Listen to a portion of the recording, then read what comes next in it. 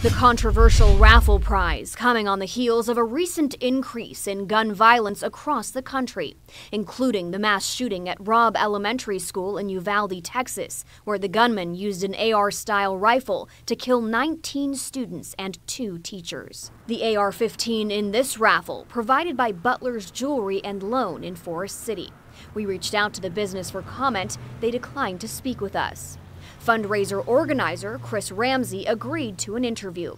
He's the assistant wrestling coach at Chase High School, but tells us this fundraiser is not affiliated with the school or its students. I did not in any way, shape, or form want to bring any negative publicity to them, to myself, my business, my family, my program, and most of all, the school. Amid calls for stricter gun laws, there was no malintent here, says Ramsey. He was mirroring successful fundraisers previously held by neighboring high schools, they too awarding firearms as prizes. This would have set us where we needed to be for our team. The money raised invaluable to student wrestlers, he says, many of whom can't afford the expenses that come with the sport. Coaches often dipping into their own pockets, he says, to pay their way. I wasn't trying to ruffle anyone's feathers. My sole intent was to help kids, help the kids that were a part of my program. That's all we're trying to do here is, make an impact on the world through these kids. In the midst of it all, my son called me when he was shot the first time. And as I was on the phone with him, he was shot a second time. And he was ignored. And the system 100% failed my son. A heartbroken Tiffany Boges says her son, Tyler Boges, struggled with ADHD and disruptive mood dysregulation disorder since he was 6 years old.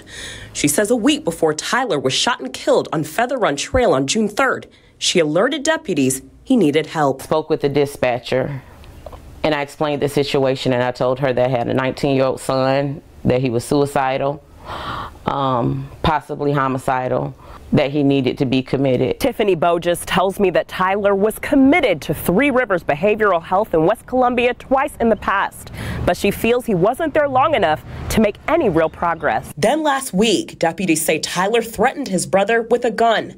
When authorities arrived, he shot at them, and they shot back, killing the teen. As a mother, I feel like so much went wrong on that day. I want to see the police be more equipped to deal with mental health. Boges is now working to launch Sincere's Voice, a nonprofit organization dedicated to mental health support and services in honor of her son. I don't think that mental health should automatically equal death. That's always been my worst fear. Enough is enough! Enough is enough! Enough is enough! With their signs in hand, dozens of people did laps around the Grand Park and chanted "Enough is enough" to gun violence. Following the recent mass shootings that have happened across the nation, some of the marchers, like Anna Bowers, a mother and grandmother, felt it was important to be there today. There has to come a point in our country when guns are less important than lives, and no ordinary citizen should be walking around with an assault weapon, period. It's time to address it. It's time to make change, and here in South Carolina, I think it's especially important. Before they started marching, people grabbed the mic to share their thoughts on guns. One of those speakers was high school student Anna Scholl. She was in 2nd grade when the shooting at Sandy Hook Elementary happened.